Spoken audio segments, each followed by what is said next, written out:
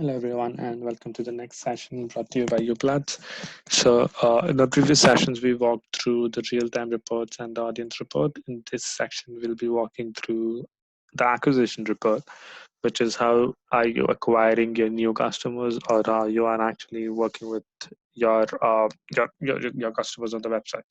So we have the overview page of this. So again, as I mentioned, everything is for all users, and you can create additional segments, and the same things apply on the right. You can apply a filter and see for which dates you want to see the data for. Now, primary dimension, you can choose the primary dimension. So there are 4 options. We'll walk through all the 4 options.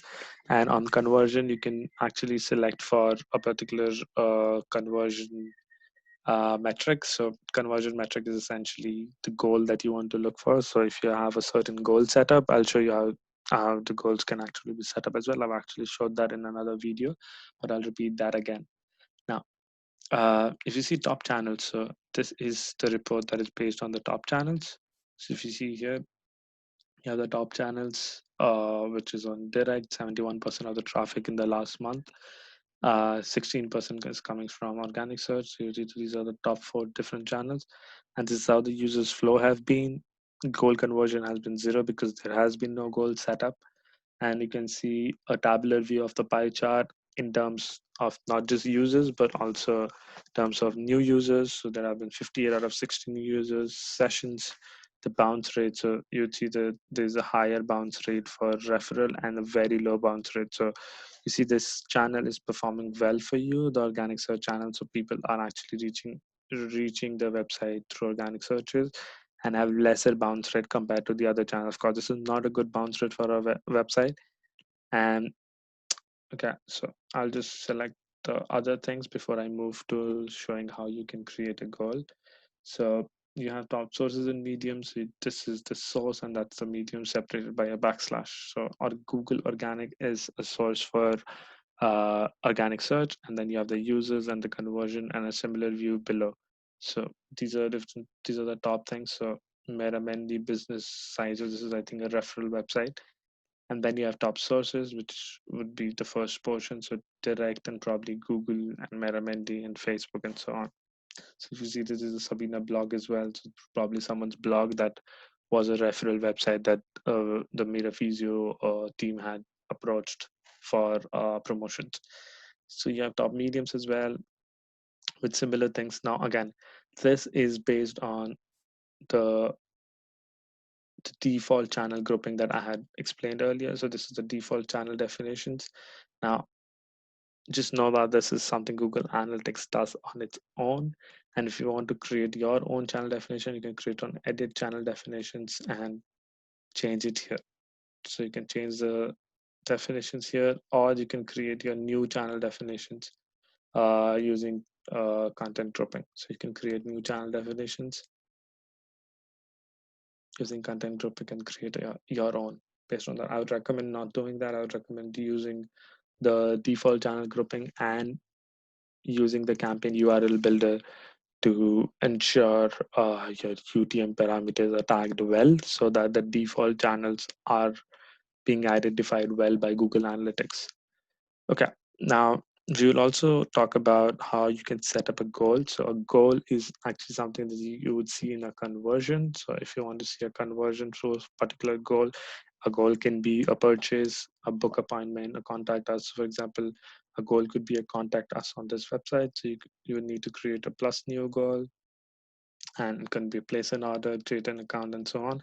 Or you can create a custom view and say contact us is my name of the goal, and it's an event, and I can say the event category. So this is where the Google Tag Manager will come into place, where you define an event on the page and under category action label. So I would say category is sign up, and the event action is click CTA. So these are the hypothetical names that I've given, which is essentially mean if someone clicks on send request, and that is on the elements on the HTML element of the website, which you can do using a developer's help and using Google Tag Manager.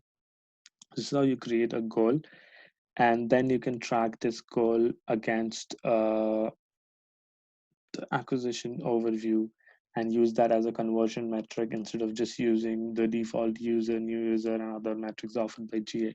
So this is custom or tailored to your needs, and this is how you can use the acquisition overview. Now I'll cover all traffic in this session as well before moving to Google Ads in a different session. Okay, so channels gives you an overview of what are the different channels. So of course, overview was here, and now you can get a deep dive of different channels and the sources that were used. Now, one thing that I've probably not covered in my sessions before is what other features you can add. So all of these features I've covered. You know all of these features. You can compare users to sessions and bounce rates, and you can compare it by day, week, or month, or you can compare it by motion chart or line chart, which is below. So this is the default, and you can change this to a motion chart like this, whichever feels better, but I don't think it's a motion chart, so it'll probably not show up.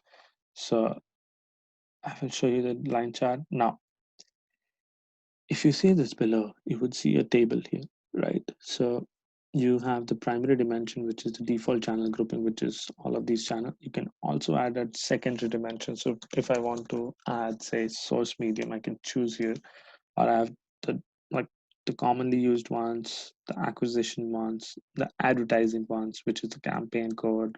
This is advertising one is most related to Google Ads and the distribution network that you run on your Google Ads account. You can choose that as well.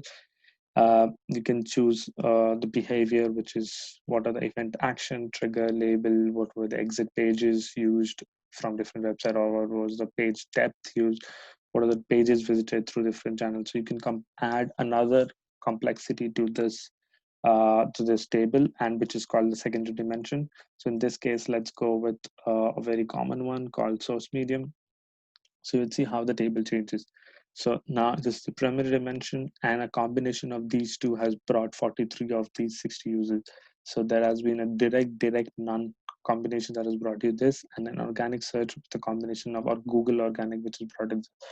How is this helpful? Because in cases when your website is growing and you're bringing a lot of social traffic, so you would just have social here, but you want to know what is the source and medium. Is it coming from LinkedIn? Is it coming from uh, Facebook, or is it coming from something else? So you can add the secondary dimension and understand a split of data here.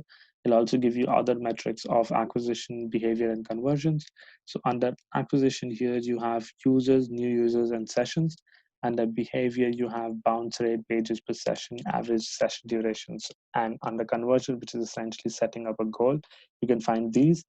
Now this is in a tabular format. If you see this, now you can change this to a pie chart as well. I would not recommend doing that because it'll reduce the complexity of things. You have a bar chart, you have a comparison chart, you have term cloud, and you have pivot tables as well.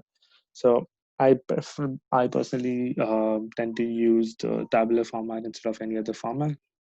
Now, you can also change the primary dimension. So it is selected to this, but you can also change it directly to one of the others here. So you can choose the source medium. So these are the default provided, or you can change it to something else.